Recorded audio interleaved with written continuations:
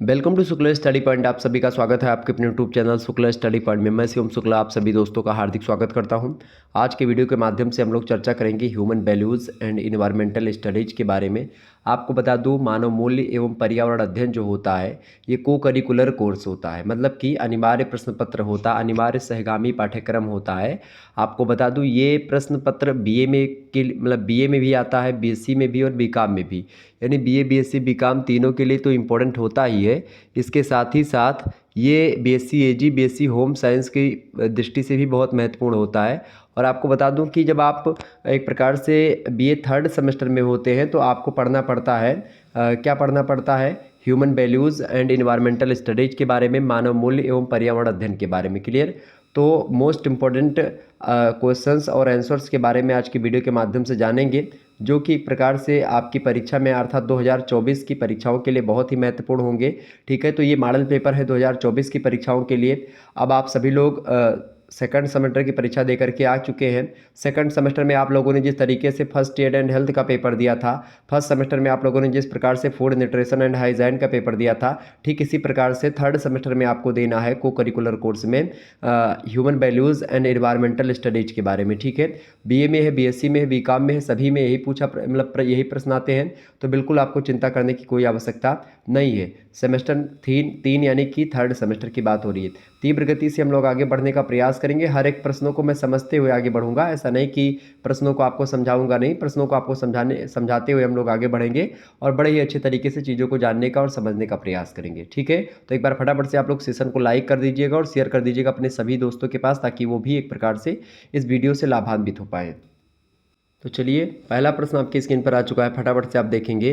प्रश्न आपकी स्क्रीन पर आ चुका है। प्रश्न है, कारपोरेट गवर्नेंस के द्वारा निर्देशित एवं नियंत्रित किया जाता है। समाज को नियंत्रित किया जाता है कारपोरेट गवर्नेंस के द्वारा, या फिर फर्म को निर्देशित या नियंत्रित किया जाता है, फिर कंपनी के अधिकारी को, या फिर संसाधनों को।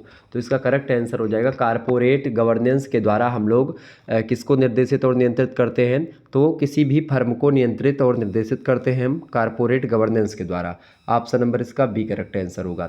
ध्यान रखेंगे, पिछली बार परीक्षा में प्रश्न पूछा गया था 2023 की परीक्षा में। अगला क्वेश्चन आप देखेंगे, माप उपकरणों का प्रयोग किसके सीखने को बढ़ावा देने के लिए किया जाता है। तो माप उपकरणों का प्रयोग जो होता है वो कंपनियों को, या कंपनी उपकरणों का प्रयोग जो है कंपनियों को सीखने को बढ़ावा देने के लिए किया जाता है। ऑप्शन नंबर इसका बी लगा देंगे, कंपनियों को। नेक्स्ट क्वेश्चन आप देखेंगे, भारत की सबसे बड़ी समूह टाटा जो है, समूह जो है जिसको बोलते हैं टाटा समूह, टाटा बिरला का नाम आप लोगों ने सुना होगा, टाटा का नाम खास करके, आदित्य बिरला तो अलग है, लेकिन टाटा जो है उनका नाम है रतन नवल टाटा। तो उसके वर्तमान अध्यक्ष कौन है? तो जो टाटा समूह है, खास करके भारत की सबसे बड़ी समूह है टाटा समूह, उसके वर्तमान अध्यक्ष कौन है? तो उसके वर्तमान अध्यक्ष है रतन नवल टाटा जी। ऑप्शन नंबर इसका बी करेक्ट आंसर हो जाएगा।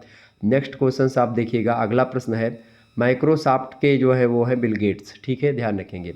अगला क्वेश्चन से आप देखेंगे, अगला प्रश्न है, 1980 के दशक में उभरते आईटी क्षेत्र के महत्व को किसने पहचाना? तो किसने पहचाना था? किसने पहचाना भैया? किसने पहचाना था? हाशिम प्रेम जी। हाशिम प्रेम जी का पूरा नाम है अजीम हाशिम प्रेम जी। ठीक है, ये बहुत दानी व्यक्ति हैं, ये बात भी आप ध्यान रखिएगा।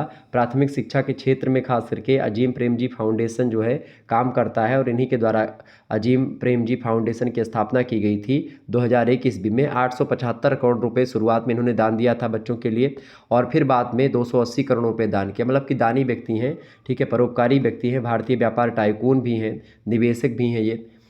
अगला क्वेश्चन आप देखिएगा, प्रेम जी ने अजीम प्रेम जी फाउंडेशन की स्थापना कब करी थी? तो अजीम प्रेम जी फाउंडेशन की स्थापना करी थी 2001 ईस्वी में। Option number B correct answer हो जाएगा। और ये अजीम प्रेम जी जो फाउंडेशन है प्राथमिक शिक्षा के क्षेत्र में है। क्लियर?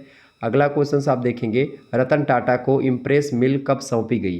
तो रतन टाटा जी को 1977 ईस्वी में इम्प्रेस मिल सौंपी गई थी। Option number A correct answer होगा। ये सब प्रश्न ऐसे पूछे जाएंगे तो आप आसानी से कर पाएंगे। अगला प्रश्न है, टाटा ग्रुप ने फोर्ड मोटर कंपनी से जगुआर लैंड रोवर को कब खरीदा? एक प्रकार से जगुआर लैंड रोवर जो कार आप लोग नाम सुनते होंगे जगुआर का, ठीक है, तो वो किसकी कंपनी थी? फोर्ड मोटर कंपनी थी। तो फोर्ड मोटर कंपनी क्या हो गई? दिवालिया हो जाती है।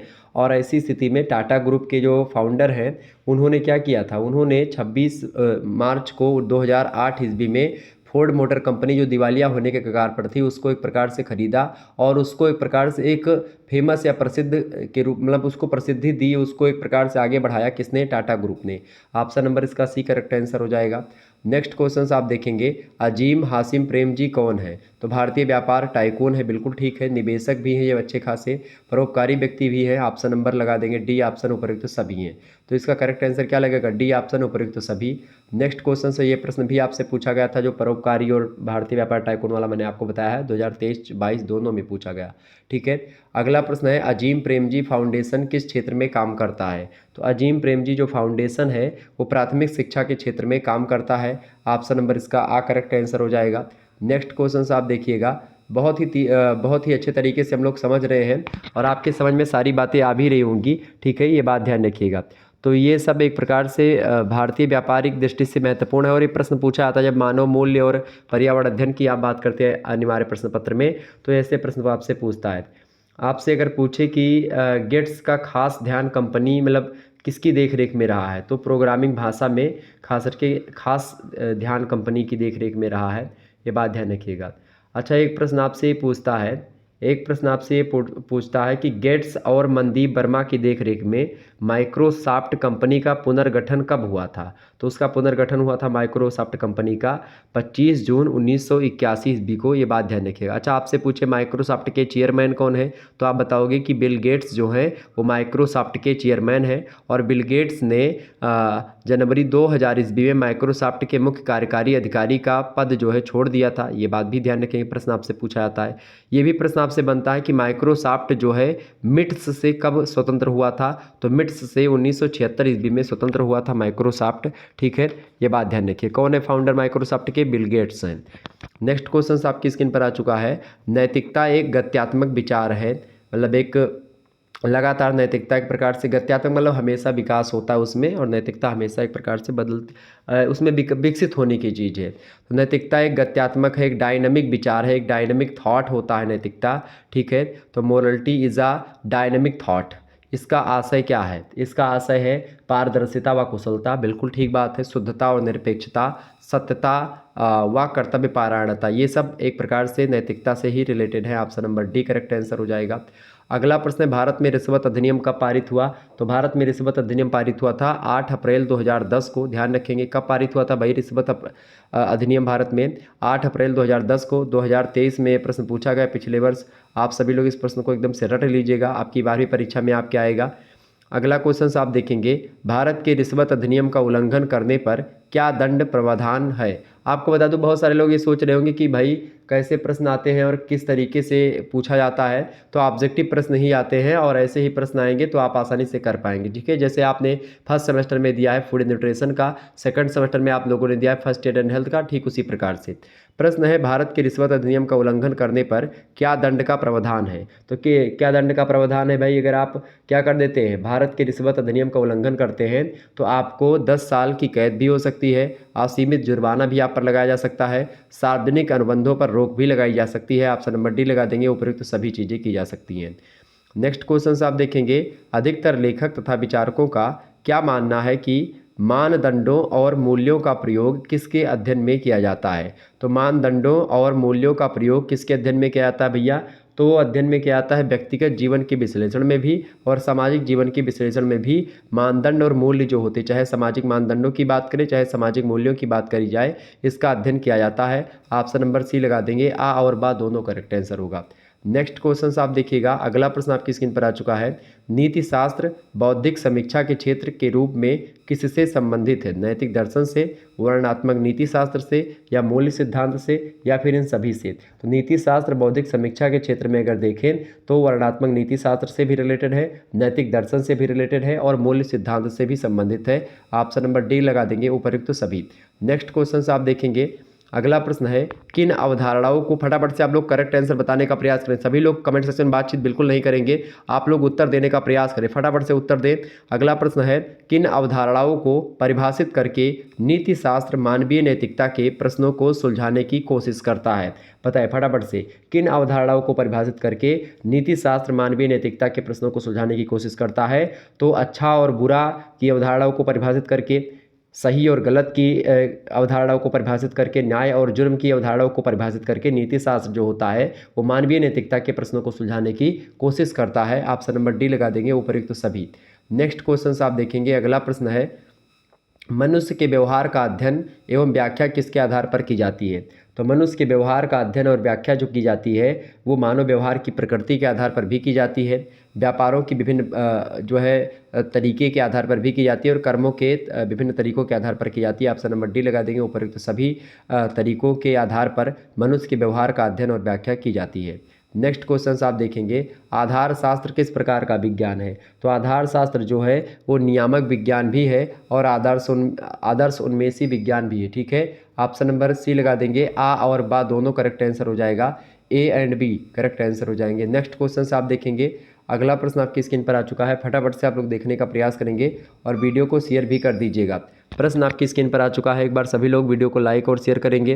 प्रश्न आपकी स्क्रीन पर आ चुका है, सामाजिक नेटवर्किंग साइटों पर किसका आदान प्रदान होता है। बहुत ही ज़बरदस्त प्रश्न, सामाजिक नेटवर्किंग साइटों पर, ठीक है, साइटों पर या साइटों के द्वारा किसका आदान प्रदान होता है। व्यक्तिगत रुचियों का, गतिविधियों का व घटनाओं का, या विचारों और इच्छाओं का, या फिर उपयुक्त सभी का। तो सामाजिक नेटवर्किंग साइटों पर खास करके आप देखते हैं व्यक्तिगत रुचियों का भी आदान प्रदान होता है, ठीक है, गतिविधियों और घटनाओं का भी आदान प्रदान होता है, विचारों और इच्छाओं का भी आदान प्रदान होता है। आप सोशल मीडिया प्लेटफॉर्म पर आप जो भी चीज़ें होती है आजकल, तो सभी लोग सोशल मीडिया पर लिखते हैं कि यहाँ पर जाते हुए, वहाँ पर खाते हुए, ये खाते हुए, ये करते हुए, दुनिया भर का करते हुए, फलाना धमाका, जो कुछ भी होता है सब social media. Option number D correct answer हो जाएगा, उपयुक्त तो सभी। अगला प्रश्न है, सामाजिक नेटवर्किंग की लोकप्रिय प्रणाली कौन सी है। व्हाट्सएप, फेसबुक या विचारों व इच्छा का। तो सामाजिक नेटवर्किंग की लोकप्रिय प्रणाली जो है वो ये सभी होती है, ठीक है, फेसबुक, व्हाट्सएप, विचारों व इच्छाओं का एक प्रकार से ये भी सामाजिक नेटवर्किंग की लोकप्रिय प्रणाली है। नेक्स्ट क्वेश्चन आप देखेंगे, सामाजिक नेटवर्किंग की स्थापना की अवधारणा क्या थी, बताएं। किताबें, संगीत या मातृत्व या गैर लाभ वाले व्यवसाय या फिर उपयुक्त सभी। तो सभी की मतलब कि इन सभी की दृष्टि से सामाजिक नेटवर्किंग की स्थापना की गई थी। नेक्स्ट क्वेश्चन से आपकी स्क्रीन पर आ चुका है, वर्ल्ड वाइड वेब जिसको आप WWW बोलते हैं, उस पर प्रारंभिक ऑनलाइन समुदाय कौन सा है। तो इस पर जो है ये भी समुदाय यानी कि थे theglobe.com 1994 में आया। इसके अलावा जियो सिटीज़ 1995 में, इसके अलावा tripod.com 1995 में आया। तो ये सभी जो है ये वर्ल्ड वाइड वेब यानी WWW पर प्रारंभिक ऑनलाइन समुदाय है, मतलब वेबसाइट है ऑनलाइन। नेक्स्ट क्वेश्चन आप देखिएगा, अगला क्वेश्चन आपकी स्क्रीन पर आ चुका है, डैश के दशक के अंत तक प्रयोगकर्ता की प्रोफाइल सामाजिक नेटवर्किंग साइटों की केंद्रीय विशिष्टता हो गई थी किस सन में। यानी आपसे प्रश्न कह रहा है, तो ये बात है 1990 की। 1990 के दशक के अंत तक प्रयोगकर्ता की प्रोफाइल सामाजिक नेटवर्किंग साइटों की केंद्रीय विशिष्टता हो गई थी। क्लियर। ये सब प्रश्न उतने इंपॉर्टेंट नहीं है, लेकिन फिर भी हो सकता है आपकी परीक्षा में आ जाए, इसीलिए मैंने रखा।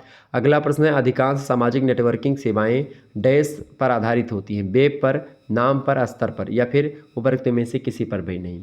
तो खास करके जो अधिकांश सामाजिक नेटवर्किंग सेवाएं होती हैं वो वेब पर आधारित होती है। किस पर, वेब पर, ठीक है, वेबसाइट जो होती है उसी पर। ऑप्शन नंबर इसका आ करेक्ट आंसर होगा, इंपॉर्टेंट क्वेश्चन से परीक्षा में आ सकता है। अगला प्रश्न, नेटवर्किंग साइट के आधार पर लगभग कितने प्रतिशत प्रयोगकर्ता साइबर धमकी प्राप्त होने को स्वीकारते हैं। तो लगभग 39% जो है उपभोक्ता ऐसे हैं जो कि साइबर धमकी प्राप्त होने को स्वीकारते हैं कि उनको साइबर धमकी मिली है। साइबर माने होता है मतलब कि फेसबुक, व्हाट्सएप, इन सभी के माध्यम से साइबर धमकी मिली है, मतलब एक तरीके से एक लैपटॉप के माध्यम से या फिर फ़ोन के माध्यम से, हैकिंग के तरीके के माध्यम से, कई सारी चीज़ें, ठीक है। नेक्स्ट क्वेश्चन आप देखिएगा, अगला प्रश्न आपकी स्क्रीन पर आ चुका है, कौन सी नेटवर्किंग साइट किशोरों के भावात्मक तनाव का कारण बनती है। बताएं, फटाफट से आप बताने का प्रयास करेंगे। तो जो माई स्पेस जो साइटें होती हैं वो किशोरों के भावात्मक तनाव का कारण बनती हैं। ऑप्शन नंबर इसका बी करेक्ट आंसर हो जाएगा।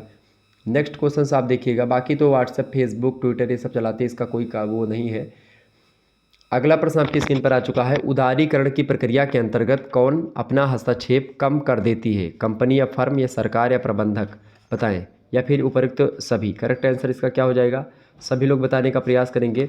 प्रश्न है, उदारीकरण की प्रक्रिया के अंतर्गत कौन अपना हस्तक्षेप कम कर देती है। तो सरकार कम कर देती है, ठीक है, option number B correct answer होगा। अगला प्रश्न आप देखिएगा, साल 1948 से 1997 ईस्वी के बीच अंतर्राष्ट्रीय व्यापार में औसतन कितने प्रतिशत की दर से वृद्धि हुई है?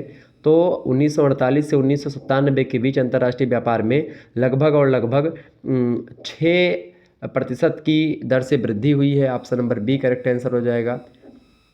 अगला प्रश्न आप देखिएगा, उदारीकरण नीति का सबसे अधिक सकारात्मक प्रभाव किस निवेश पर पड़ा है? विदेशी निवेश पर या फिर भारतीय निवेश पर? तो उदारीकरण की नीति जो सरकार के द्वारा अपनाई गई है उसका सबसे अधिक सकारात्मक जो प्रभाव पड़ा है वो खास करके विदेशी एक प्रकार से व्यापार पर पड़ा है। ऑप्शन नंबर इसका ए करेक्ट आंसर हो जाएगा। नेक्स्ट क्वेश्चन आपकी स्क्रीन पर आ चुका है, वर्तमान में अनुमानतः कितने सोशल मीडिया यूज़र हैं? तो वर्तमान में अनुमानतः अगर बताएं तो लगभग 350 मिलियन जो है यानी कि 350 मिलियन सोशल मीडिया यूज़र हैं और बढ़ ही रहे लगातार। Option number C correct answer होगा।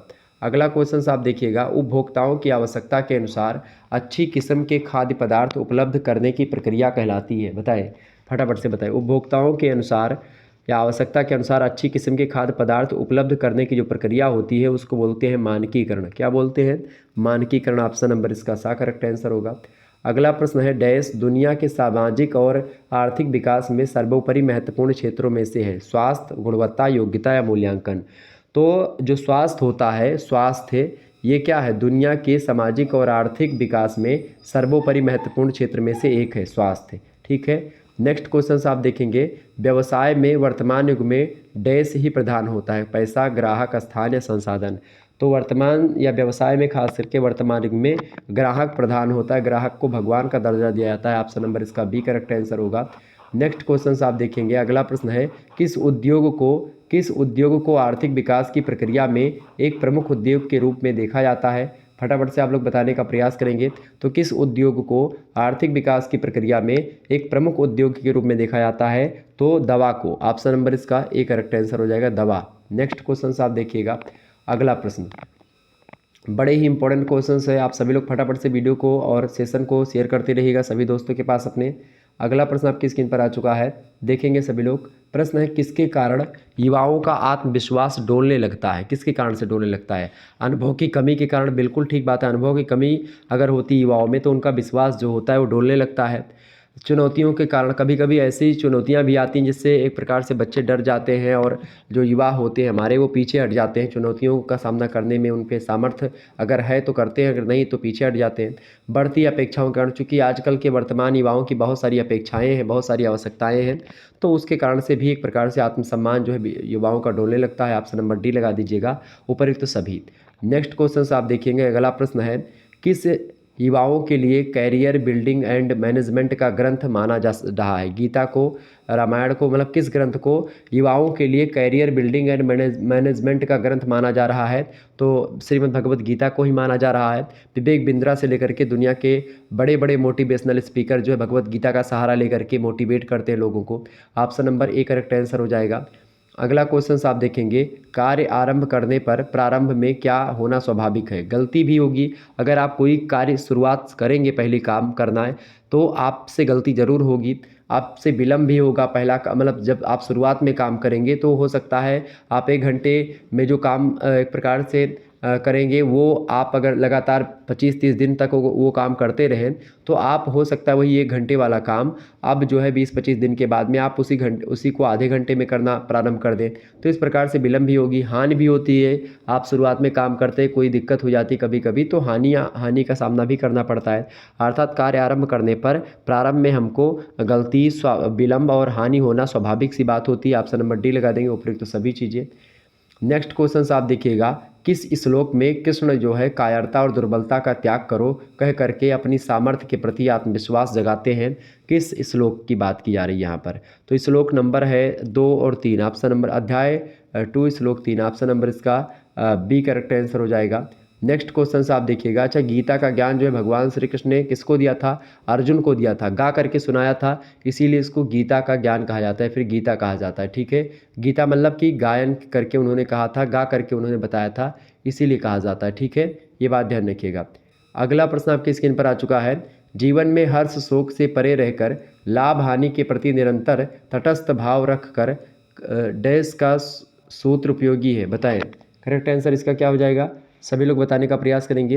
प्रश्न है, जीवन में हर्ष शोक से परे रहकर लाभ हानि के प्रति निरंतर तटस्थ भाव रखकर डैश का सूत्र उपयोगी है। किसका सूत्र उपयोगी है? आगे बढ़ने का। लगातार आप आगे बढ़े, यही सूत्र उपयोगी है। अगर लाभ भी हो रहा तो भी आगे बढ़ रहे हैं, हानि भी हो रही तो भी आगे आप बढ़ते रहे। तटस्थ होकर के लाभ हानि मत देखिए कितना हो रहा कितना नहीं हो रहा। आप अगर काम करते रहेंगे, कर्म करते रहेंगे, फल की इच्छा नहीं करेंगे तो एक प्रकार से आप बहुत आगे निकलेंगे। और गीता में भगवान श्री कृष्ण यही बात करते हैं कि तू केवल कर्म कर, फल देना तो मेरे हाथ में है। ठीक है, तो कर्म करना हमारे हाथ में, लेकिन फल देना हमारे हाथ में नहीं है। अगला प्रश्न है, कर्म फल पुनः डैश कराता है? धर्म, कर्म या शिक्षा ग्रहण या फिर उपयुक्त सभी? तो कर्म फल जो होता है पुनः हमको क्या करवाता है? कर्म ही करवाता है। ऑप्शन नंबर बा करेक्ट आंसर होगा। अगला प्रश्न है, अपने वचनों के द्वारा कौन एक अद्भुत प्रबंधन सूत्र उपलब्ध कराते हैं? तो भगवान श्री कृष्ण करवाते हैं। सच्चिदानंद रूपाय विश्वोत्पत्ति आदि हेतवे तापत्रय विनाशाय श्री कृष्णाय वयम नुमः। शांताकारं भुजगशयनं पद्मनाभं सुरेशं विश्वाधारं गगन सादृशं मेघवर्णं शुभांगयं लक्ष्मीकांतं कमलनयनं योगभिर्ध्यानगम्यं वंदे विष्णुं भवभयहरं सर्वलोकैकनाथकं। वो है भगवान श्री कृष्ण। कस्तूरी तिलकम ललाट पटले वक्षस्थले कवस्तुभ्यं नासा अग्रे वरमक्तमणे बेडूकड़े कंकड़म सुललितम कंठे चा मुक्तावली गोप स्तरी परिविष्टतो गोपाल चूड़ामणिम। वो है भगवान श्री कृष्ण। तो वो भगवान श्री कृष्ण गीता में जब अर्जुन को ज्ञान देते हैं और कौरव और पांडवों की सेना एक कुरु वंश के दो एक वीरों की सेना जो है आपस आमने सामने खड़ी हुई है। अर्जुन का रथ भगवान श्री कृष्ण चला रहे हैं और सारथी के रूप में जाते हैं, बीच में रथ खड़ा करते हैं दोनों सेनाओं के कुरुक्षेत्र में, और वहाँ पर उनको गीता का ज्ञान सुनाते हैं और बताते हैं कि यदा यदा ही धर्मस्य ग्लानिर्भवति भारतः, ठीक है, अभ्युत्थानम अधर्मस्य तदात्मानं सृजाम्यहम्। तो वो बताते हैं वो कि जब जब होए धर्म कय हानि बाढ़य सुर महाअभिमानी तब तब धर प्रभु विविध शरीरा हरय निशाचर सज्जन पीरा। तो निशाचरों से हमेशा जो है या लोगों से हमेशा सज्जनों की पीड़ा हरने वाले प्रभु आते हैं। और यत्र योगेश्वरा कृष्णौ यत्र पार्थो धनुर्धरः तत्र श्री विजय विभूति धुर्वानीति मतिर्महा। तो इस प्रकार से भगवान श्री कृष्ण गीता में ज्ञान देते, बड़ा जबरदस्त। आप कभी गीता पढ़े, मजा आ जाएगा। अगला प्रश्न आप देखिए, नैनम छिद्दन्ते शस्त्राणि नैनम दहति पावकः न चैनम क्लेदयन्ते यापो न शोषयतु मारुतः। तो ये सब है आत्मा की अमरता के बारे में, कर्म की प्रधानता के बारे में उसमें बताया गया है। नेक्स्ट क्वेश्चन है, किसका अल्प प्रयोग भी बड़े पाप हानि से आपको बचा लेता है? तो धर्म का अगर आप बहुत कम प्रयोग करते, धर्म के बताए हुए मार्गों पर चलते हैं तो बड़े से बड़े पाप जो है वो एक प्रकार से उससे भी आप बच सकते हैं या बड़े से बड़ी हानियों से आप बच सकते हैं। अगला क्वेश्चन है, मानव जाति के सामने कौन सी चुनौतियां हैं आज? तो आज मानव जाति के समक्ष बहुत सारी चुनौतियां हैं, जैसे कि पानी की कमी भी इस समय आपको देखने को मिल रही है, जलवायु परिवर्तन भी हो रहा है, असमानता और भूख भी बढ़ रही है लगातार। तो ये सारी की सारी समस्याएं जो हैं ये वर्तमान की ही समस्याएं हैं, ये बात ध्यान रखिएगा। ठीक है, तो मानव जाति के सामने ये सारी चुनौतियां हैं। ऑप्शन नंबर डी लगा देंगे, उपयुक्त सभी चुनौतियां। नेक्स्ट क्वेश्चन आप देखेंगे, सतत विकास के द्वारा किसे प्राप्त किया जा सकता है? सतत विकास के द्वारा सामाजिक प्रगति को भी प्राप्त कर सकते हैं, पर्यावरण संतुलन को भी प्राप्त कर सकते हैं और आर्थिक विकास को भी प्राप्त कर सकते हैं। सतत विकास का मतलब होता है सस्टेनेबल डेवलपमेंट। ठीक है, सतत पोषणीय विकास। ऑप्शन नंबर इसका डी करेक्ट आंसर हो जाएगा। ऐसा विकास जो लगातार होता रहे, इसके अलावा पर्यावरण प्रबंधन को ध्यान में रख करके विकास होता रहे। ठीक है, विकास हो लेकिन पर्यावरण की चीज़ों को ध्यान में रख करके। अगला प्रश्न, सतत विकास लक्ष्य जिसको आप SDG बोलते हैं, ठीक है, उसको अन्य किस रूप में भी जाना जाता है? सतत विकास लक्ष्य यानी SDG को हम लोग वैश्विक लक्ष्यों के नाम से भी जानते हैं, चूँकि वैश्विक लक्ष्य रखे गए हैं SDG के। ऑप्शन नंबर आ करेक्ट आंसर हो जाएगा। अगला प्रश्न है, कितने SDP एकीकृत हैं? कितने SDG एकीकृत हैं भाई? तो 17। ऑप्शन नंबर इसका बी करेक्ट आंसर होगा। अगला प्रश्न है, SDP किस बात पर सहमत है? तो SDP किस बात पर सहमत है भैया? SDP जो सहमत है वो एक क्षेत्र में की गई कार्रवाई दूसरे के परिणामों को प्रभावित करेगी, ये बात पर भी सहमत है। और विकास को सामाजिक, आर्थिक और पर्यावरणीय स्थिरता को संतुलित करना चाहिए, इस बात पर भी SDP जो है वो सहमत है। ऑप्शन नंबर सी लगाएंगे। दोनों बातों पर SDP सहमत है। नेक्स्ट क्वेश्चन आप देखेंगे, हर संदर्भ में SDP के लक्ष्यों को हासिल करने के लिए क्या आवश्यक है? तो क्या आवश्यक है भाई हर संदर्भ में? तो वो आवश्यक है रचनात्मकता, सभी का सहयोग, जानकारी, जागरूकता, प्रौद्योगिकी, वित्तीय संसाधन, ये सभी चीज़ें आवश्यक है, यानी उपरोक्त सभी एसडीपी के लक्ष्यों को हासिल करने के लिए आवश्यक है। नेक्स्ट क्वेश्चन आप देखेंगे, एक सर्कुलर इकोनॉमी को और क्या कहा जा सकता है? तो एक सर्कुलर इकोनॉमी को सर्कुलरिटी और सीई भी कहते हैं। ऑप्शन नंबर इसका सी करेक्ट आंसर हो जाएगा। आ और बा दोनों करेक्ट आंसर होगा। अगला प्रश्न आपकी स्क्रीन पर आ चुका है। सर्कुलर इकोनॉमी उत्पादन और खपत का एक मॉडल है जिसमें मौजूद सामग्रियों और उत्पादों को पुनः उपयोग किया जा सकता है, नवीनीकृत किया जा सकता है और पुनर्चक्रण भी किया जा सकता है। बिल्कुल करेक्ट आंसर होगा ऑप्शन नंबर डी, ये सारी चीज़ें की जा सकती हैं। नेक्स्ट क्वेश्चन आप देखेंगे। अगला प्रश्न आपकी स्क्रीन पर आ चुका है, इंपॉर्टेंट प्रश्न है, ये सब प्रश्न परीक्षा में आपके प्रश्न आएंगे, ये बात ध्यान रखिएगा।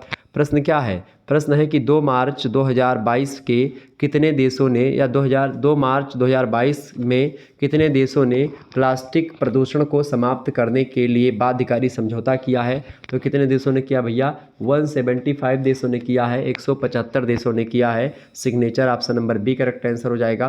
प्लास्टिक प्रदूषण को समाप्त करने के लिए एक बाध्यकारी समझौता किया है 2 मार्च 2022 को। ठीक है, नेक्स्ट क्वेश्चन आप देखिएगा। सर्कुलर मॉडल में किसके द्वारा उत्पादों का प्रतिस्थापन शामिल है? समापन के द्वारा, संकुचन के द्वारा या चरण विस्तार के द्वारा? तो सर्कुलर मॉडल में समापन द्वारा, संकुचन द्वारा, चरण विस्तार के द्वारा, इन तीनों के द्वारा उत्पादों का प्रतिस्थापन शामिल है। ऑप्शन नंबर इसका डी लगा देंगे, उपयुक्त सभी के द्वारा। अगला प्रश्न है, नैरोबी में हुए सम्मेलन में किसकी रोकथाम की चर्चा करी गई है? नैरोबी में हुए मतलब कि सम्मेलन में प्लास्टिक की रोकथाम की चर्चा की गई है। Option number A correct answer होगा। अगला क्वेश्चन है, नैरोबी में हुए सम्मेलन के समझौते के अनुसार GHG उत्सर्जन में कितने प्रतिशत की कमी आएगी? तो लगभग 25% की कमी आएगी। Option number B correct answer होगा। नेक्स्ट क्वेश्चन आपकी स्क्रीन पर आ सकता है परीक्षा में आपके, यूरोपीय संघ के निर्माण या के विनिर्माण क्षेत्र का एक उप समूह डैश तक सालाना $630 बिलियन तक की शुद्ध सामग्री लागत बचत कर सकता है। कब तक कर सकता है भाई? एक उप समूह कब तक? यानी कि 2020 तक, 2025 तक, 2030 तक या फिर 2036 तक? 2025 तक लक्ष्य रखा गया है। Option number B correct answer होगा। अगला क्वेश्चन आप देखिएगा, प्रश्न आपकी स्क्रीन पर आ चुका है। सर्कुलर अर्थव्यवस्था को एक औद्योगिक अर्थव्यवस्था के रूप में परिभाषित करता है, बताएं। सर्कुलर अर्थव्यवस्था को एक औद्योगिक अर्थव्यवस्था के रूप में परिभाषित करता है कौन? वो करता है EMF। ऑप्शन नंबर इसका ए करेक्ट आंसर होगा। नेक्स्ट क्वेश्चन है, किसी सर्कुलर इकोनॉमी के प्रमुख बिल्डिंग ब्लॉक्स हैं? तो किसी भी सर्कुलर इकोनॉमी के प्रमुख बिल्डिंग ब्लॉक्स में खास करके नए बिजनेस मॉडल हो गए, साइकिल बनाने में कौशल या डिज़ाइन में उत्पादन में कौशल, ये सारी चीज़ें शामिल होती हैं। Option number D correct answer होगा। अगला प्रश्न है, ब्रिटेन में किसे अधिक संसाधन कुशल रोजगार सृजन कहा जा सकता है? तो वार्प और ग्रीन अलायंस दोनों को कहा जा सकता है। ऑप्शन नंबर इसका सी करेक्ट आंसर हो जाएगा। आ और बा दोनों करेक्ट आंसर हो जाएगा। इस प्रकार से आप लोगों का एक प्रकार से रिवीजन हो रहा है बहुत ही तीव्र गति से। आप सभी लोग बहुत ही अच्छे तरीके से समझ पा रहे होंगे। 2023 के मॉडल पेपर और 2023 में जो क्वेश्चन पेपर मैंने सॉल्व करवाए विभिन्न विश्वविद्यालयों के, उनको अगर आप देख लीजिएगा तो आपको बहुत हेल्प मिलेगी आपकी परीक्षा में। तो 2023 वाले मॉडल पेपर और जो क्वेश्चन पेपर है वो प्ले लिस्ट में आपको मिल जाएगी, आप देख लीजिएगा। ठीक है, 2023 वाले प्ले लिस्ट में। बाकी 2024 की भी प्ले लिस्ट में जल्दी बना दूंगा, तो चिंता करने की आपको कोई आवश्यकता नहीं है। अगला क्वेश्चन आप देखेंगे। अगला प्रश्न आपकी स्क्रीन पर आ चुका है, फटाफट से आप देखने का प्रयास करेंगे। प्रश्न है, अंतर्राष्ट्रीय जैव प्रोग्राम कब आयोजित किया गया? फटाफट से बताएंगे। तो अंतर्राष्ट्रीय जैव प्रोग्राम जो आयोजित किया गया था वो 1964 में आयोजित किया गया था। ऑप्शन नंबर इसका बा करेक्ट आंसर होगा। नेक्स्ट क्वेश्चन आप देखेंगे, जर्म प्लाज्म पाने के लिए जैव विविधता संस्थान किससे संपर्क रखता है? बताएं। तो जर्म प्लाज्म पाने के लिए जैव विविधता संस्थान जो होता है वो खास करके जीव वैज्ञानिकों से भी संबंध रखता है, व्यवसायियों से भी संबंधित होता है और जैव रसायन शास्त्रियों से भी संबंध रखता है। ऑप्शन नंबर डी लगा देंगे, उपयुक्त सभी से। नेक्स्ट क्वेश्चन है, भारत में बहुत से संस्थान जैव विविधताओं के संरक्षण और उपयोग में लगे हैं, इनकी देखरेख कौन करता है? तो इनकी देखरेख कौन करते हैं भाई? इनकी देखरेख पर्यावरण मंत्रालय भी करता है, वन और कृषि विभाग भी करता, तकनीकी विभाग भी करता है। ऑप्शन नंबर डी लगा देंगे, उपयुक्त सभी विभाग करते हैं। नेक्स्ट क्वेश्चन है, पर्यावरण स्वच्छता के लिए क्या संशोधित करना आवश्यक है? तो पर्यावरण स्वच्छता के लिए क्या संशोधित करना आवश्यक है भाई? फटाफट से आप बताने का प्रयास करेंगे।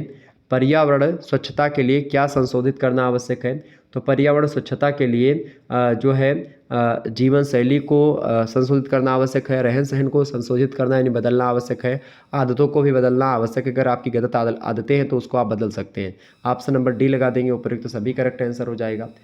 आगे बढ़िए, अगला प्रश्न है, भारत में बहुत सी परियोजनाएं संचालित की जा रही हैं जिसमें डैश संरक्षण का कार्य हो रहा है, मृदा संरक्षण का, जर्म प्लाज्म संरक्षण का या वातावरण संरक्षण का। तो भारत में बहुत सी परियोजनाएं संचालित की जा रही हैं जिसमें खास करके जर्म प्लाज्म संरक्षण का कार्य हो रहा है। ऑप्शन नंबर इसका बी करेक्ट आंसर होगा। अगला क्वेश्चन आपकी स्क्रीन पर आ रहा है, किस विधि में जंतुओं तथा पौधों का संरक्षण उनके प्राकृतिक आवासों में किया जाता है? तो बताएं किस विधि में किया जाता है? स्वास्थानीय संरक्षण विधि में। स्वास्थान संरक्षण विधि में क्या होता है? इस विधि में जंतुओं और पौधों का संरक्षण उनके ही प्राकृतिक आवासों में किया जाता है। क्लियर। नेक्स्ट क्वेश्चन, अगला प्रश्न आपकी स्क्रीन पर आ चुका है, परितंत्र में विद्यमान विविध पारस्परिक संबंधों को आलेखों की सहायता से प्रदर्शित कर सकते हैं जिन्हें हम क्या कहते हैं? तो उन्हें हम लोग क्या बोलते हैं? उन्हें हम पारिस्थितिक पिरामिड बोलते हैं। पारिस्थितिक पिरामिड इस प्रकार से कुछ बनता है जिसमें ऊपर मान लेते हैं, यहाँ पर देखिए, यहाँ पर पेड़ पौधे हो जाते हैं जो कि एक प्रकार से क्या होते हैं? उत्पादक होते हैं। पेड़ पौधों को एक प्रकार से मान लेते हैं बकरी खाती है, तो बकरी जो हो गई प्राथमिक उपभोक्ता हो जाती है। ठीक है, इसके बाद में बकरी के बाद में यहाँ पर मनुष्य हो गया, अब मनुष्य बकरी को खा लेता है। ठीक है, तो मनुष्य क्या हो गया? मनुष्य एक प्रकार से द्वितीय को भोक्ता हो गया, और तृतीय को भोक्ता यहाँ पर बैठा रहता है शेर। शेर जो होता है मनुष्य को भी खा जाता है और बकरी को भी खा लेता है। यानी शेर जो होता है वो घास तो खाने से रहा, यानी कि शेर जो है भूखा जरूर है लेकिन घास वो नहीं खाता है। ठीक है, तो शेर जो है मांसाहारी, तृतीय को भोक्ता क्या होते हैं? मांसाहारी होते हैं। क्लियर। तो ये होता है कुछ पिरामिड जो बनता है खाद्य श्रृंखला का। ठीक है, अगला प्रश्न है, जैवमंडल का निर्माण होता है। जैवमंडल का निर्माण किसके द्वारा होता है? जीवित प्राणियों के द्वारा तो होता है सबसे पहली बात। इसके अलावा स्थल मंडल भी इसके द्वारा होता है, जल मंडल के द्वारा भी और वायुमंडल के द्वारा भी। यानी जीवित प्राणी, स्थल मंडल, जल मंडल, वायुमंडल ये सब मिल करके जैवमंडल का निर्माण करते हैं। ऑप्शन नंबर इसका बी करेक्ट आंसर हो जाएगा। बहुत ही इंपॉर्टेंट प्रश्न है, परीक्षा में कई बार पूछा गया है। आगे बढ़िए, अगला प्रश्न आपकी स्क्रीन पर आ चुका है, फटाफट से आप लोग देखने का प्रयास करेंगे। अगला प्रश्न है, एक पारिस्थितिकी तंत्र में ऊर्जा का प्रवाह सदैव होता है, तो सदैव एक दिशा में। ऊर्जा का प्रवाह हमेशा एक ही दिशा में होता है, ये बात ध्यान रखिएगा। एग्जाम में प्रश्न आपसे पूछता रहता है, तो ऊर्जा का पिरामिड जो है हमेशा कैसा होता है? एक ही दिशा में होता है, ये बात ध्यान रखिएगा। परीक्षा में प्रश्न ये आता रहा है। अगला क्वेश्चन आप देखिएगा, अगला प्रश्न है, एक खाद्य श्रृंखला में विभिन्न बिंदुओं पर ऊर्जा प्रवाह के अनुपात को किस रूप में जाना जाता है? तो उसको पारिस्थितिक क्षमता के रूप में जाना जाता है। Option number A correct answer होगा। अगला प्रश्न आप देखिएगा, ऊर्जा का पिरामिड सदैव सीधा होता है और यह बताता है कि क्या बताता है? ऊर्जा का पिरामिड सदैव सीधा होता है और यह बताता है कि मांसाहारी की तुलना में शाकाहारी जीवों की ऊर्जा रूपांतरण दक्षता बेहतर होती है। Option number A correct answer होगा इसका। नेक्स्ट क्वेश्चन आप देखेंगे, एक पारिस्थितिकी तंत्र में पौधे डैश होते हैं, उत्पादक होते हैं, उपभोक्ता या फिर सफाई कर्मचारी या अपघटक।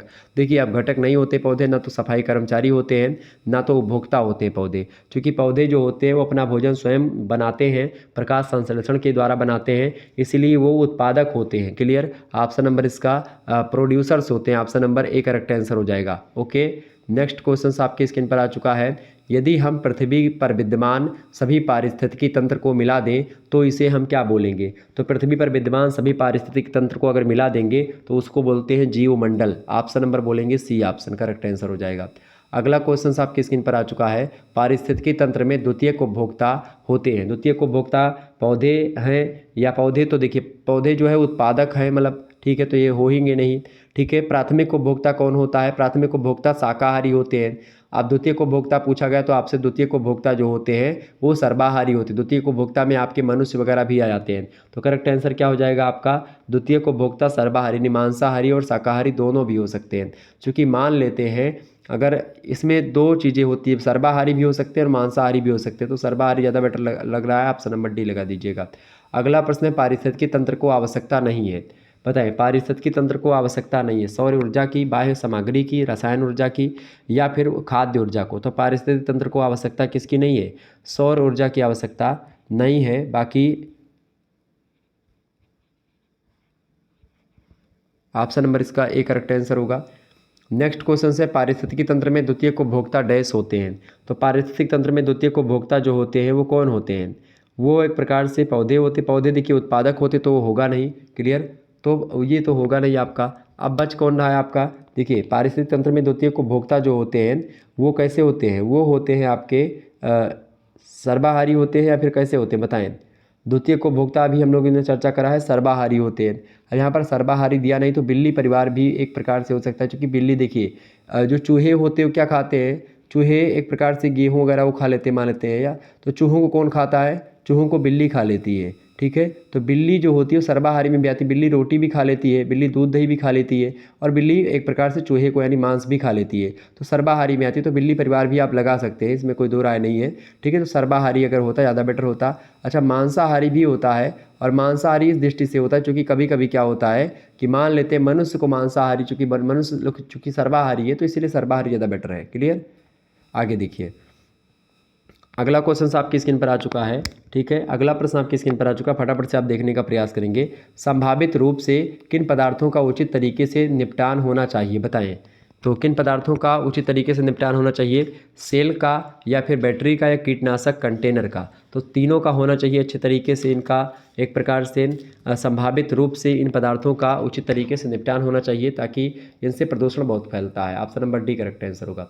अगला क्वेश्चन है, जब भी संभव हो व्यक्तियों को वस्तुओं, सब्जियों, भोजन या वस्त्रों का पुनः उपयोग करना चाहिए। किसका पुनः उपयोग करना चाहिए भाई, जब भी संभव हो तो मनुष्य को वस्तुओं का पुनः उपयोग करना चाहिए, ना कि वस्त्रों का, ना कि सब्जियों का और ना ही भोजन का। क्लियर, ऑप्शन नंबर आ करेक्ट आंसर होगा। अगला प्रश्न है, नव्यकरणीय या फिर नवीकरणीय संसाधन है। नवीकरणीय संसाधन जो कि दोबारा से बनाए जा सकते हैं। देखिए सौर कुकर, सौर हीटर और सौर पैनल, ये सब नवीकरणीय संसाधन है। ऑप्शन नंबर डी लगा देंगे उपयुक्त सभी। नेक्स्ट क्वेश्चन है, ये सब इंपॉर्टेंट प्रश्न है, परीक्षा में पूछे गए प्रश्न है। अगला प्रश्न है, रेफ्रिजरेटर से कौन सी गैस निकलती है। CFC निकलती है, क्लोरोफ्लोरोकार्बन जो होती है वो एक प्रकार से रेफ्रिजरेटर से निकलती है, और जो वातावरण में एक प्रकार से जो ऊपर सूर्य की परावैंगनी किरणें आती हैं उनसे एक जो लेयर है वो रक्षा करती है, ओजोन लेयर, उसी ओजोन लेयर को नष्ट करती है, उसमें छिद्र करने का काम करती है CFC, ये बात ध्यान रखेंगे। नेक्स्ट क्वेश्चन आप देखिएगा, प्रश्न है, पुनर्नवीकरणीय सामग्री से बने उत्पादों को वरीयता क्यों दी जानी चाहिए। इसलिए दी जानी चाहिए चूँकि संसाधनों को बचाने के लिए। अगर नवीकरणीय संसाधन होंगे पुनर्नवीकरणीय, तो उनसे क्या होगा, उनसे संसाधनों की बचत होगी, ताकि आगे वाली जो पीढ़ी आने वाली है, भावी पीढ़ी, उसके लिए भी संसाधन उचित मात्रा में बचे रह सकेंगे। अगला प्रश्न है, प्लास्टिक की थैलियों के अतिरिक्त किसका प्रयोग करना चाहिए। चमड़े के बैग का, कॉटन के बैग का, कागज़ के बैग का या फिर जूट के बैग का। तो आप जूट के बैग का प्रयोग कर सकते हैं। ऑप्शन नंबर सा करेक्ट आंसर होगा। अगला प्रश्न आपकी स्क्रीन पर आ चुका है, प्रत्येक मनुष्य को जीवन में कम से कम एक बार किस अभियान में भाग लेना चाहिए। आज़ादी के, स्वच्छता के, शिक्षा के या वृक्षारोपण के। तो प्रत्येक व्यक्ति को या प्रत्येक मनुष्य को जीवन में वृक्षारोपण के कार्यक्रम में, अभियान में भाग लेना चाहिए। वृक्ष लगाना एक प्रकार से समझिए कि एक प्रकार से कई लोगों की रक्षा करना है। ऑप्शन नंबर सा करेक्ट आंसर होगा। अगला प्रश्न है, ओजोन परत की क्षति के लिए कौन सी गैस जिम्मेदार है। CFC जिम्मेदार है, chlorofluorocarbon. Option number B correct answer हो। रेफ्रिजरेटर, फ्रिज, इन सभी से निकलती है। अगला प्रश्न है, प्रदूषण फैलने या फैलाने वाले मानवीय स्रोत हैं। तो प्रदूषण फैलाने वाले जो मानवीय स्रोत हैं वो औद्योगिक स्रोत भी होते हैं, उद्योग बहुत सारे हैं उसके कारण से प्रदूषण फैलता है। नगरीय स्रोत हैं, बहुत सारे नगरों में आप देखते हैं बहुत सारा प्रदूषण होता है ऑलरेडी, ठीक है। इसके अलावा कृषि स्रोत, कृषि में बहुत सारी चीज़ें, मतलब खेती करते हैं लोग, तो तमाम प्रकार की दवाएँ डाली जाती है, तमाम प्रकार के जो है छिड़काव किए जाते हैं, तो उससे भी बहुत ज़्यादा क्या होता है, प्रदूषण फैलता है। ऑप्शन नंबर डी लगा देंगे उपयुक्त सभी। नेक्स्ट क्वेश्चन आप देखिएगा, अगला प्रश्न आपकी स्क्रीन पर आ चुका है, एक बार फटाफट से वीडियो को लाइक और शेयर कर दीजिएगा। प्रश्न है, किसका संचालन पर्यावरणीय ऑडिट के नियमों के अनुसार ही होना चाहिए। जनता का, कर्मचारियों का, कंपनी का या छात्रों का। बताएं, फटाफट से आप बताने का प्रयास करें, करेक्ट आंसर क्या हो जाएगा। तो किसका संचालन पर्यावरणीय ऑडिट के नियमों के अनुसार होना चाहिए, कंपनी का संचालन। ऑप्शन नंबर इसका सी करेक्ट आंसर होगा। अगला प्रश्न आप देखिएगा, किस आयोग ने किस आयोग ने विज्ञान और प्रौद्योगिकी विभाग को पर्यावरण के दृष्टिकोण से किसके आकलन का निर्देश दिया है। तो किसके आदेश का निर्देश दिया है भाई, फटाफट से आप बताने का प्रयास करेंगे। तो इसका करेक्ट आंसर हो जाएगा नदी घाटी परियोजना का आयोग ने नदी घाटी परियोजना को एक प्रकार से नदी घाटी परियोजना के आकलन का निर्देश दिया है आयोग ने विज्ञान और प्रौद्योगिकी विभाग को, ठीक है। ऑप्शन नंबर इसका सी करेक्ट आंसर होगा। अगला प्रश्न आप देखिएगा, कौन विवेकपूर्ण पर्यावरण प्रबंधन के लिए एक अच्छा उपकरण है, बताएं। तो विवेकपूर्ण पर्यावरण प्रबंधन के लिए एक अच्छा उपकरण जो माना जाता है वो EIA माना जाता है। EIA का फुल फॉर्म होता है इन्वायरमेंटल इम्पैक्ट असेसमेंट, मतलब पर्यावरणीय प्रभाव का मूल्यांकन। 1976 में इसकी स्थापना होती है, यानी 1976 से 77 ईस्वी में इसकी स्थापना होती है। इसका नाम क्या है? इन्वायरमेंटल इम्पैक्ट असेसमेंट, यानी पर्यावरणीय प्रभाव का मूल्यांकन। क्लियर? EIA। तो ये विवेकपूर्ण पर्यावरण प्रबंधन के लिए एक अच्छा उपकरण होता है EIA। नेक्स्ट क्वेश्चन आप देखिएगा, डैश में यानी किस में किसी भी परियोजना के क्रियान्वयन से पहले EIA की मंजूरी लेनी होती है? भारत में, चीन में, किस देश में, अमेरिका में, जापान में? तो भारत में एक प्रकार से किसी भी परियोजना के क्रियान्वयन से पहले आपको खास करके इन्वायरमेंटल इम्पैक्ट असेसमेंट से आपको एक प्रकार से परमिशन लेनी पड़ती है, मंजूरी लेनी पड़ती है। नेक्स्ट क्वेश्चन आप देखेंगे, EIA अधिसूचना 2020 आधिकारिक राजपत्र में प्रकाशित होने पर किसकी वजह ले लेगी? तो किसकी जगह ले लेगी? तो किसकी जगह ले लेगी भैया? वो EIA 2008 की जगह ले लेगी। Option number B correct answer होगा। अगला प्रश्न है, भारत में EIA कब शुरू हुआ था? 1976 से 77 में शुरू हुआ था EIA, यानी environmental impact assessment. Next question आप देखेंगे, अगला प्रश्न आपकी स्क्रीन पर आ चुका है, पर्यावरण सूचना प्रणाली की स्थापना कब की गई? बताएं।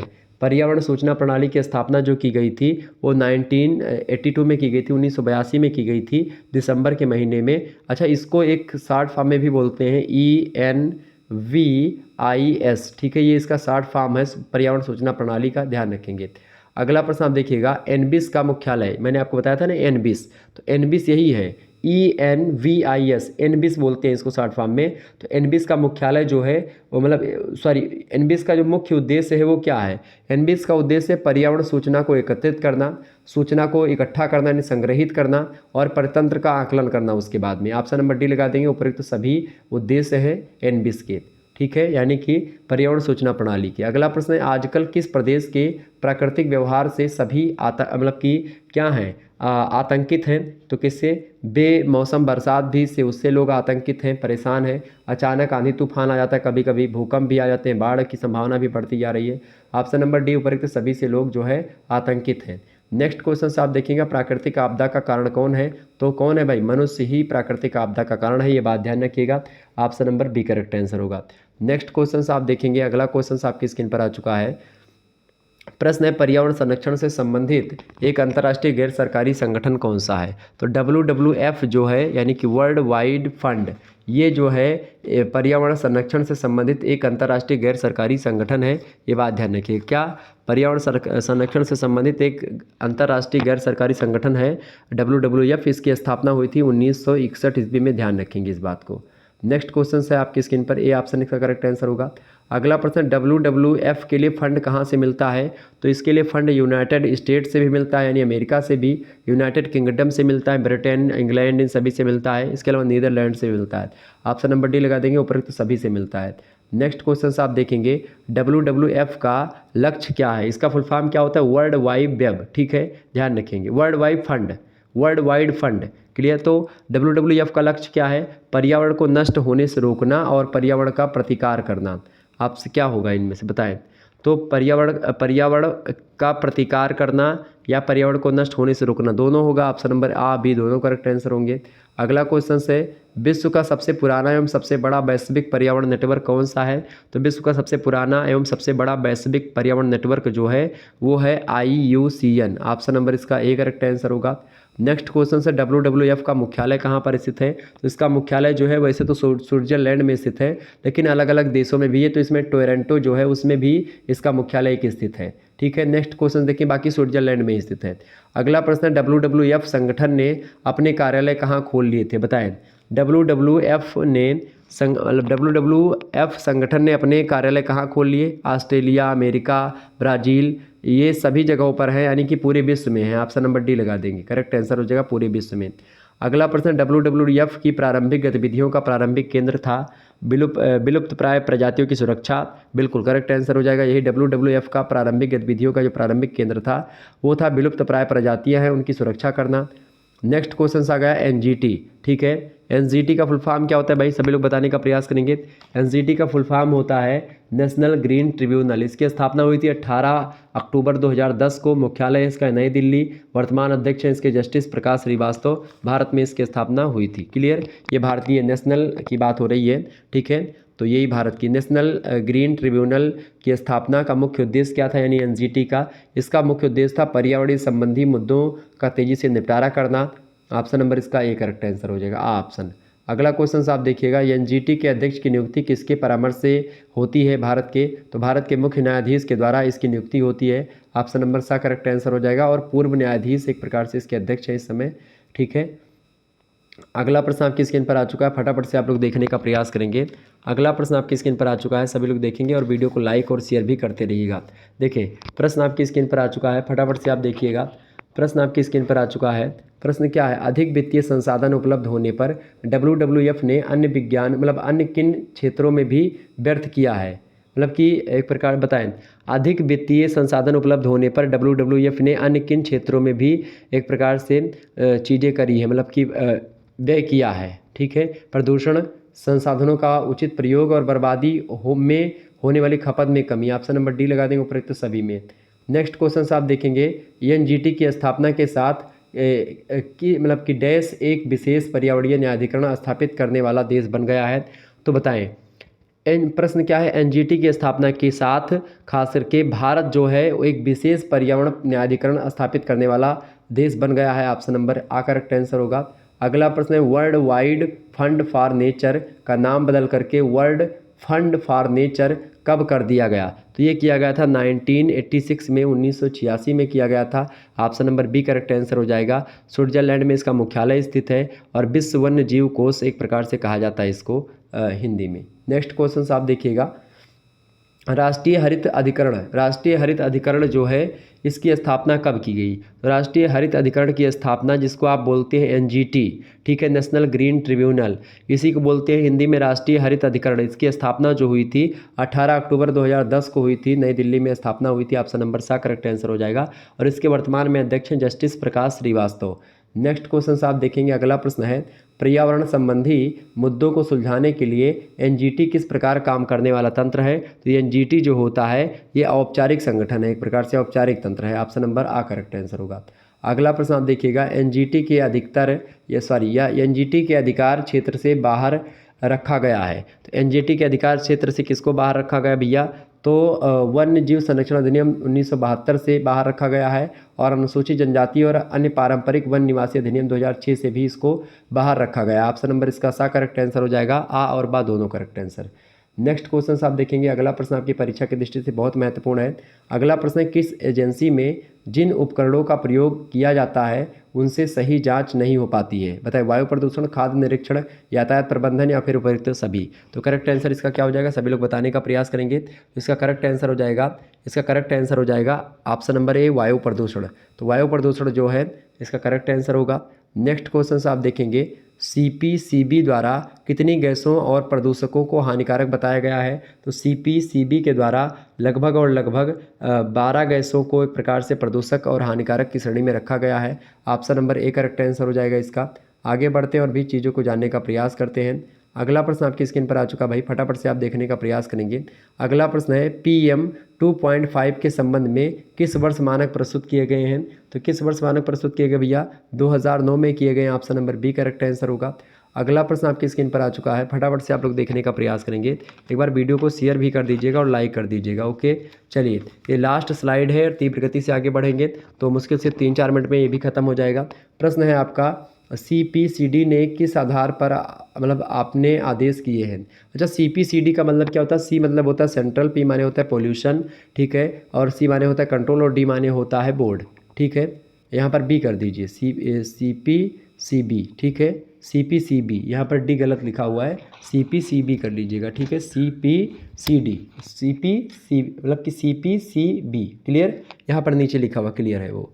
तो यानी कि सेंट्रल कंट्रोल बोर्ड की स्थापना की गई थी 22 सितंबर 1974 ईस्वी को, ध्यान रखेंगे इस बात को। मुख्यालय इसका नई दिल्ली है। अब प्रश्न है, CPCB ने किस आधार पर अपने आदेश किए हैं या दिए हैं? तो आवासीय आधार पर भी और ग्रामीण आधार पर भी और औद्योगिक स्थानों के आधार पर दिए हैं। ऑप्शन नंबर उपयुक्त डी करेक्ट आंसर होगा इसका। अगला क्वेश्चन आप देखिएगा, अगला प्रश्न आपकी स्क्रीन पर आ चुका है, वायु उपकरणों की सहायता से तैयार किए डैश में कुछ ना कुछ त्रुटि रह ही जाती है, मॉडल में, सूची में, नियम में, आंकड़ों में। तो वायु उपकरणों की सहायता से तैयार किए गए आंकड़ों में कुछ ना कुछ त्रुटियां जरूर रह जाती हैं। ऑप्शन नंबर सा करेक्ट आंसर होगा। अगला प्रश्न है, सीपीसीबी के साथ वार्ता आरंभ की है। सीपीसीबी के साथ वार्ता आरंभ की है किसने? सरकार ने आरंभ की है। ऑप्शन नंबर सा करेक्ट आंसर होगा। अगला प्रश्न आप देखिएगा, प्रश्न है, बाहरी वायु प्रदूषण के कारण होने वाली वैश्विक मृत्यु दर के वर्ष 2060 तक तकरीबन कौन सा आर्थिक मॉडल एक बोझ बन जाएगा? तो वो बन जाएगा आपका 26 ट्रिलियन। ऑप्शन नंबर इसका सी करेक्ट आंसर हो जाएगा। नेक्स्ट क्वेश्चन आपकी स्क्रीन पर आ चुका है, पर्यावरणीय मूल घटक है। पर्यावरणीय मूल घटक कौन सा है भाई? देखिए, वायु जल पर्यावरणीय मूल घटक है, या जंतु वनस्पति, या मृदा जीव, या फिर उपयुक्त सभी? तो पर्यावरणीय मूल घटक ये सभी हैं। ऑप्शन नंबर डी लगा देंगे, उपयुक्त सभी। अगला प्रश्न है, किसी एक नंबर एक रंग एक व्याख्या के नाम से जाना जाता है? तो एक नंबर एक रंग एक व्याख्या के नाम से हम लोग जानते हैं वायु गुणवत्ता सूचकांक को। ठीक है, आप जो है एयर क्वालिटी इंडेक्स को। ठीक है, option number A correct answer हो जाएगा, ए ऑप्शन, आ ऑप्शन। अगला प्रश्न है, अनादिकाल से कौन पृथ्वी पर संपूर्ण नींव जगत को प्रश्रय दे रहा है? तो कौन दे रहा है भाई प्रश्रय? वो दे रहे हैं पर्यावरण। ऑप्शन नंबर इसका सा करेक्ट आंसर हो जाएगा, पर्यावरण दे रहा है प्रश्रय। अगला प्रश्न आपकी स्क्रीन पर आ चुका, फटाफट से आप लोग देखने का प्रयास करेंगे। अगला प्रश्न है, समस्त प्राणी प्रत्यक्ष या अप्रत्यक्ष रूप से किस पर निर्भर करते हैं? तो समस्त प्राणी प्रत्यक्ष या अप्रत्यक्ष रूप से हरे पादपों पर निर्भर करते हैं। ठीक है, और ऑप्शन नंबर इसका बी करेक्ट आंसर होगा। अगला प्रश्न आपकी स्क्रीन पर आ चुका है, प्रत्येक जीव के पर्यावरण में अन्य जीव भी किस अंग के रूप में उपस्थित होते हैं? तो प्रत्येक जीव के पर्यावरण में अन्य जीव भी जो होते हैं वो आवश्यक और अपरिवर्तनीय रूप से कहीं न कहीं पे उपस्थित होते हैं। ऑप्शन नंबर इसका सा करेक्ट आंसर होगा। नेक्स्ट क्वेश्चन है, कोई भी जीव अन्य डैश जीवों की उपेक्षा नहीं कर सकता। किस जीवों की उपेक्षा नहीं कर सकता? सहवासी जीवों की उपेक्षा नहीं कर सकता। कोई भी जीव अन्य सहवासी जीवों की उपेक्षा नहीं कर सकता, ये बात ध्यान रखिएगा। तो इस प्रकार से ये सारी चीज़ें मैंने आपको बता दी। बहुत सारे प्रश्नों को आप लोगों ने जाना समझा, ये बात ध्यान रखिए। एक प्रश्न और आपसे पूछा जाता है इसमें, ठीक है, वो ध्यान रख लीजिएगा। कौन सा प्रश्न है भाई? देखिए, बहुत ही इंपॉर्टेंट प्रश्न है, आपकी परीक्षा की दृष्टि से इंपॉर्टेंट है, वो थोड़ा सा मैं आपको बता दूं। बहुत सारे ऐसे प्रश्न जो कि आपकी परीक्षा में आ सकते हैं, तो उनको आप लोग लगे हाथ जान ही लीजिए। जैसे कि आपसे प्रश्न पूछ सकता है UNEP, ठीक है, यूनेप की स्थापना कब की गई थी? तो बताएं, यूनेप की स्थापना कब की गई थी भैया? 1972 में की गई थी। ये प्रश्न ध्यान रखिएगा। आपसे पूछे UNEP की स्थापना कब की गई थी, तो आप बताओगे 1972 ईस्वी में इसकी स्थापना की गई थी। अच्छा, आपसे पूछे इसका जो मुख्यालय है या कार्यालय है वो कहाँ पर है? यूनेप का जो कार्यालय है वो कहाँ पर है भैया? तो यूनेप का कार्यालय जो है वो है नैरोबी में। कहाँ पर है? नैरोबी में है। कहाँ पर कार्यालय भैया? नैरोबी में है। नैरोबी कहाँ पर पड़ता है? नैरोबी पड़ता है आपका केन्या में। ठीक है, कहाँ पर पड़ता है नैरोबी? नैरोबी आपका पड़ता है केन्या में, ये बात ध्यान रखिएगा। अच्छा, एक प्रश्न और आपसे पूछता है कि स्वच्छ भारत मिशन किसके अंतर्गत चलाई जा रही एक बृहद सरकारी पहल है? राष्ट्रीय पर्यावरण कार्यक्रम के अंतर्गत चलाई जा रही है, या जलवायु परिवर्तन प्रबंधन के अंतर्गत, या वायु गुणवत्ता सूचकांक के अंतर्गत, या फिर इनमें से कोई नहीं? बताएं। स्वच्छ भारत मिशन जो है किसके अंतर्गत चलाई जा रही एक बृहद सरकारी पहल है, जो कि भारत के प्रधानमंत्री नरेंद्र मोदी, माननीय श्री नरेंद्र मोदी जी ने चलवाई है। स्वच्छ भारत मिशन ये जो है वायु गुणवत्ता सूचकांक के अंतर्गत चलाई गई है। वायु गुणवत्ता सूचकांक यानी कि एयर क्वालिटी इंडेक्स, ठीक है, एयर क्वालिटी इंडेक्स AQI, ठीक है, इसको बोलते हैं एयर क्वालिटी इंडेक्स। तो ये सब ध्यान रखेंगे, ये सब प्रश्न आपकी परीक्षा की दृष्टि से बहुत ही महत्वपूर्ण है। एक बात और यहाँ पर ध्यान रखिएगा, ठीक है, एक बात और आप ध्यान रखिएगा, क्योंकि जब भी आप परीक्षा देने जा रहे होते हैं इसकी, तो उसमें कभी कभी कुछ विश्वविद्यालय ऐसे हैं जिसमें कि क्या होता है 75 नंबर का प्रश्न आता है। आप लोग बहुत सारे लोग बहुत बार गलती करते आते हैं, इसीलिए मैंने सोचा था कि मैं वीडियो के लास्ट में आपको बता दूंगा। ठीक है, देखिए 75 नंबर का मतलब कुछ विश्वविद्यालय हैं जिसमें 75 क्वेश्चन आते हैं, जैसे कि शाकुंभरी विश्वविद्यालय में 75 क्वेश्चन आते हैं, उनमें से आपको 50 प्रश्न करने को लेकर के बोला जाता है। ठीक है, तो उनमें से आप 25 प्रश्न जो आपके गलत, मतलब कि जो आपके 25 प्रश्न ऐसे आपको लग रहा है कि जो हमको नहीं आ रहे हैं, सबसे पहले गलत वाले प्रश्नों को आप, जो गलत आपको, मतलब कि जो गलत प्रश्न नहीं, मतलब जो आपको नहीं आ रहे हैं उन प्रश्नों को आप अलग कर दीजिए, और बाकी 50 प्रश्न जो आपको आ रहे हैं वो कर दीजिएगा। ठीक है, 50 प्रश्न से ज़्यादा आपको नहीं करना है। ठीक है, यही बात मैं आपको समझाने वाला था। 50 प्रश्न से आपको ज़्यादा बिल्कुल भी नहीं करना है। अगर आप 50 प्रश्न से ज़्यादा कर देंगे तो ऐसी स्थिति में क्या होगा, आपका जो शुरुआत से यानी 1 से लेकर के 50 तक जितना भी आप सही करेंगे उसी का केवल नंबर मिलेगा। बाकी 25 का आपको नंबर यानी 26, मतलब कि 51 से लेकर के 75 तक के प्रश्न आप कितने भी सही, यानी 25 क्वेश्चन सही हैं तो वो गलत कर दिए जाएंगे आपके। तो इसीलिए जब भी आप इस प्रकार की यूनिवर्सिटी से परीक्षा दें, या आप जान रहे हो तो एक बार इंस्ट्रक्शंस को पढ़ ले। और इंस्ट्रक्शंस यही है कि 75 प्रश्न में से आपको कितना, ऑब्जेक्टिव परीक्षा और भी सब्जेक्ट की होती है, हर एक सब्जेक्ट की होती है, तो वहाँ से आपको कितने प्रश्न करने होते हैं, केवल 50 प्रश्न वहाँ पर लिखा होता है करने के लिए, ठीक है। कुछ विश्वविद्यालय 100 क्वेश्चन देते हैं, उनमें से आपको केवल 75 प्रश्न करने के लिए बोला जाता है, तो ये बात भी ध्यान रखेंगे। लेकिन अधिकतर विश्वविद्यालय जो है वो 100 क्वेश्चंस आपको देते हैं और 100 के 100 प्रश्न आपको उसमें से करने होते हैं। अब इस प्रश्न में सबसे पहली बात तो एक बात ये भी ध्यान रखेंगे, इसमें माइनस मार्किंग जैसी कोई व्यवस्था नहीं है। मतलब इसमें अगर आप एक प्रश्न गलत करते हो या सही करते हो तो सही करेंगे तो नंबर मिलेगा, गलत करेंगे तो उसका नंबर आपका उसी का नंबर कटेगा, दूसरे प्रश्न का नंबर नहीं कटेगा। अर्थात माइनस मार्किंग इसमें नहीं है, आप तुक्का भी लगा सकते, गलत होगा तो कोई दिक्कत की बात नहीं है, आपका जो जितना सही है उतना ही नंबर आपको रहेगा। अगर वो सही होगा, तुक्का आपका सही बैठ गया तो आपको नंबर मिल जाएंगे। क्लियर, तो ये हो गया। अच्छा, इसमें आपका जैसे 100 नंबर का पूर्णांक होता है, 100 नंबर में से आपको कितना नंबर पाना अनिवार्य होता है, तो 33% नंबर आपको पाना अनिवार्य होता है। यानी कि 100 नंबर का अगर पूर्णांक है तो उनमें से अगर आप 33 नंबर पाते हैं, 33 नंबर से ऊपर पाते हैं तो आपको पास कर दिया जाएगा, ठीक है। अगर इससे आप नीचे पाते हैं, मान लेते हैं आपका नंबर आ गया 31 या आपका नंबर आ गया 30, तो ऐसी स्थिति में क्या होगा, ऐसी स्थिति में ये होगा कि आपको क्या कर दिया जाएगा भाई, आपको एक प्रकार से फेल तो नहीं किया जाएगा, लेकिन उसमें आपका बैक लग जाएगा। यानी जब आप फिर से फर्स्ट सेमेस्टर में होंगे, यानी फर्स्ट सेमेस्टर में आप मान लेते फेल हो गए, ठीक है, तो उसकी परीक्षा आप लोग जो है जब बैक डालेंगे फर्स्ट सेमेस्टर में तो वो परीक्षा आप थर्ड सेमेस्टर में देंगे, ठीक है, अगले वर्ष। क्लियर, समझ रहे चीज़ों को। अगर आप सेकंड सेमेस्टर में फेल हो जाते हैं तो उसकी परीक्षा आप जो है फोर्थ सेमेस्टर में देंगे, ठीक है। अगर आप जो है किस सेमेस्टर में फेल हो जाते हैं, थर्ड सेमेस्टर में आप फेल हो जाते हैं तो उसकी परीक्षा आप फिफ्थ सेमेस्टर में देंगे। क्लियर, ये बात ध्यान रखिएगा। अगर आप फोर्थ सेमेस्टर में फेल हो जाते हैं तो उसकी परीक्षा आप देंगे सिक्स सेमेस्टर में, ठीक है, ये बात ध्यान रखिएगा। तो समझ रहे हैं चीज़ों को। यानी कि जो है आप फॉर्म डाल देंगे लेकिन बाद में आपको देना पड़ेगा, एग्जामिनेशन फॉर्म लगेगा और सारी चीज़ें लगेंगी। तो ये चीज़ें आपकी समझ में आ गई होंगी निश्चित तौर पर। एक बात और यहाँ पर आपको मैं देना चाहता हूँ, अगर आप में से जो छात्र हिंदी सब्जेक्ट जिनका जो थर्ड सेमेस्टर में है और हिंदी जिनका सब्जेक्ट है, हिंदी में आपको बीए थर्ड सेमेस्टर में पढ़ना है हिंदी गद्य के बारे में, ठीक है। क्या पढ़ना है, हिंदी गद्य के बारे में आपको पढ़ना है, ठीक है। तो हिंदी गद्य का पूरा कोर्स हमारे पास अवेलेबल है। तो आपको अगर लेना है तो पीडीएफ नोट्स भी आपको मिलेंगे। सबसे पहली बात आपको क्या मिलेंगे, चैप्टर वाइज पीडीएफ नोट्स मिलेंगे, ठीक है। और चैप्टर वाइज वीडियो लेक्चर हमारे पास उपलब्ध हैं, वो वीडियोज़ लेक्चर आपको मिल जाएंगे, ठीक है। और आपको एक व्हाट्सएप ग्रुप से ऐड कर दिया जाएगा, ठीक है। व्हाट्सएप ग्रुप से आप ऐड कर दिए जाएंगे। जो भी क्लास होगी आने वाले समय में किसी भी सब्जेक्ट की, यानी जियोग्राफी, पॉलिटिकल साइंस, हिस्ट्री, उन सभी की क्लास और उन सभी की जब पीडीएफ नोट्स बनेंगी हर एक सब्जेक्ट की, तो वहाँ पर आपको ग्रुप में मिल जाएगा। हिंदी अगर आपका है तो आपके लिए वो ग्रुप ज्वाइन आप कर सकते हैं और आप कोर्स ले सकते हैं। तो उसके लिए आपको करना क्या होगा, सबसे पहली बात आपको करना क्या है, आप हमारे नंबर पर, हमारा नंबर है 91 61 93 60 62, इसी नंबर पर आपको व्हाट्सअप कर देना है। व्हाट्सअप करके आपको लिखना कि सर जी हमको हिंदी साहित्य का कोर्स चाहिए, हिंदी थर्ड सेमेस्टर का कोर्स चाहिए, हिंदी गद्य ही आपको वहाँ पर पढ़ना होता है, ठीक है।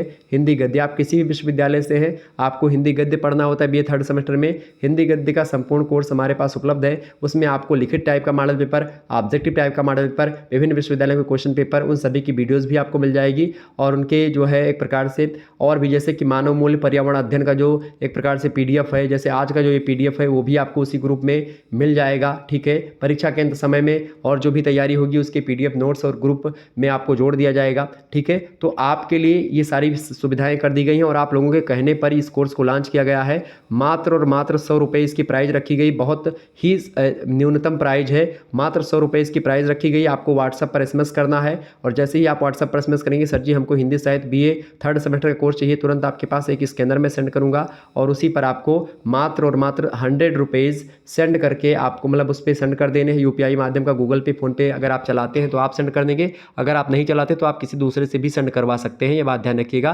लेकिन उसका स्क्रीनशॉट हमारे नंबर पर जैसे आप सेंड करेंगे इसी पर तुरंत आपको ग्रुप से ऐड कर दिया जाएगा और जितने भी पीडीएफ नोट्स और क्लासेस हैं जो है हमारे पास जो है लेक्चर्स, वो सब आपके पास सेंड कर दिए जाएंगे पहले और आपको ग्रुप से ऐड कर दिया जाएगा। क्लियर, धन्यवाद, मिलते हैं फिर नेक्स्ट वीडियो में। तो अगर आप में से किसी को अगर लेना है ये कोर्स तो आप ले सकते हैं और अच्छे तरीके से अपनी तैयारी कर सकते हैं। हिंदी के लिए उसमें आपको देखें, हिंदी गद्य में आपको सारी चीज़ें पढ़नी होती हैं, तो थोड़ा उसमें जो पीडीएफ नोट्स है चैप्टर वाइज वो जो है आपको मिल जाएंगे। जो चैप्टर वाइज वीडियो लेक्चर्स हैं संपूर्ण सिलेबस के, वो संपूर्ण सिलेबस तो अभी कवर नहीं हुआ है, लेकिन लगभग एक प्रकार से आधे से ज़्यादा कवर हो चुका है। आधे से ज़्यादा जो सिलेबस आपका बचा हुआ है वो आने वाले समय में, यानी धीरे धीरे जब क्लासेस होंगी तो आपको ग्रुप में वीडियोज़ लेक्चर मिलते रहेंगे और बताया जाएगा कि भाई इस तरह, मतलब कि उसमें बता दिया जाएगा कि भाई आज इतने बजे से क्लास चलने वाली है। ठीक है, तो वैसे तो डेली यूट्यूब पर जो क्लास चलती है वो आपको मिलती रहेगी ग्रुप में, वहाँ पर भी मैं सेंड करता रहूँगा और पीडीएफ नोट्स भी मिलते रहेंगे। लेकिन और भी जो क्लासेस होंगी आपके लिए, खास करके आपके लिए, वो भी आपको उसी ग्रुप में मिलती रहेंगी। ठीक है, तो आप में से जिनको भी कोर्स लेना है आप हमारे नंबर 9161 93 60 62 पर व्हाट्सएप SMS कर सकते हैं। बाकी पर्यावरण यानी human values and environmental studies के भी उसमें बहुत सारे पीडीएफ नोट्स आपको मिल जाएंगे। ठीक है, तो आप लोगों ने बीए, अगर बीए में है, बीएससी में है, बीकॉम में है, बीएससी एजी, बीएससी होम साइंस, ठीक है, सभी की दृष्टि से यह लेक्चर इंपॉर्टेंट था। जो है सह पाठ्यक्रमिक अनिवार्य प्रश्न पत्र के बारे में हम लोगों ने आज चर्चा करा। मानव मूल्य और पर्यावरण अध्ययन के लगभग 100 से अधिक ऑब्जेक्टिव टाइप के प्रश्नों को हम लोगों ने समझा, जाना और परखा। विस्तार से हमने इसके बारे में आपको बताया। तो एक बार सभी लोग वीडियो को लाइक और सेशन को लाइक कर दीजिए और शेयर कर दीजिए सभी दोस्तों के पास इस वीडियो को। चैनल को सब्सक्राइब कर दीजिए इसी प्रकार से अन्य वीडियो देखने के लिए। चलिए फिर मिलते हैं हम नेक्स्ट वीडियो में, तब तक के लिए जय हिंद जय भारत। आप सभी का बहुत बहुत धन्यवाद हमारे जुड़ने के लिए। इसी प्रकार से अपना प्यार बना रखिए। गुड नाइट, अल्लाह।